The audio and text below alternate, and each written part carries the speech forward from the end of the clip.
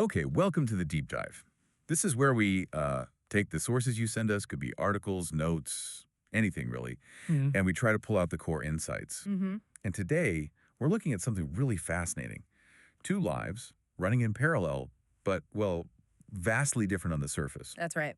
Our mission, basically, Yeah. is to unpack these stories. They're about incredible resilience, determination, and a really profound kind of love. Mm. And it all comes from the material you shared with us. It's a great setup, actually. We've got these two mothers, different worlds, different times, one in New York, the other over in Guangzhou, China. Right. But as we look closer, what really jumped out was this shared spirit, this perseverance. Their journeys are, well, they're quite inspiring and maybe a bit surprising, too. Yeah, definitely surprising. Okay, so let's get into these sources then. First one, picture this.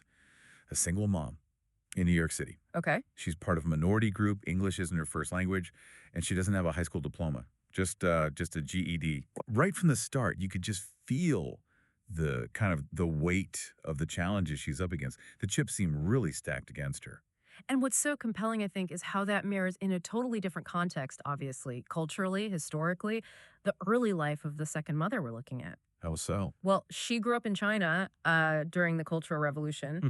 which meant, she had to stop her studies, had to go to the countryside. Ah, right. So basically, any chance for more schooling, those opportunities were just gone. Okay, so very different circumstances, but both facing these huge initial roadblocks to sort of traditional paths. Exactly. But here's where it gets really, really interesting, I found.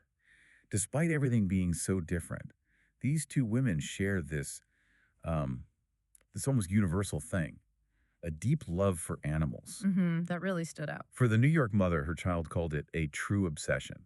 And I mean, listen to this list. 3 ostriches. Ostriches, seriously. Yes, 3 ostriches, a Yeah. donkey, 6 geese, dozens of chickens, an African gray parrot, loads of dogs and cats. Yeah. And even these complex, like multi-generational coral reef tanks with tropical fish.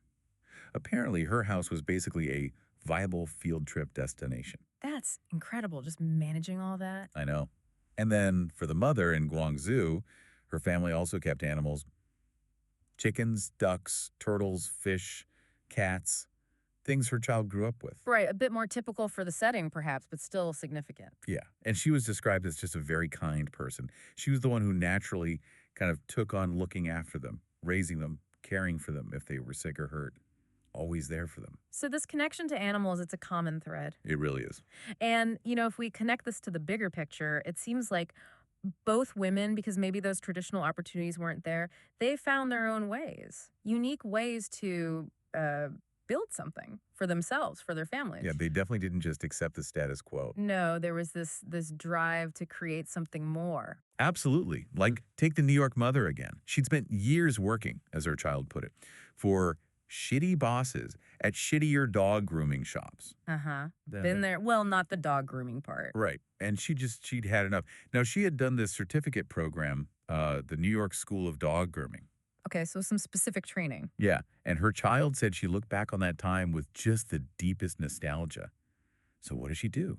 She somehow manages to lease a commercial space, renovates it herself. Wow. Puts in all the kennels, the baths, everything you need to offer these absurdly clean, professional dog grooming services. So she went into business for herself. Completely self-employed, her own boss, and apparently found huge success. And get this, with 0 formal training in business or marketing or finance. That's amazing how. Well, according to her child, it was down to her just being incredibly good at what she does, plus this real desire to give the best service possible. And crucially, she loved the work, loved the animals. that passion coming through again. Exactly. Yeah. And it was enough to make sure her child never went hungry. That's powerful. And you see a parallel again with the Guangzhou mother, don't you? Tell me. Well, she started out as an ordinary salesperson. This was in a state-run company back during the era of reform and opening up in China. Okay, so big societal shifts happening. Huge changes, very fast. Hmm? And when those state-owned companies went through reforms, she lost that stable job, her iron rice bowl, as they might say. Ah, so instability hits. Right. But that setback seems to have sparked something similar. The source says she then began to try to become self-employed. She tried running her own small business. So that same spirit, adapting, striking out on her own, Precisely.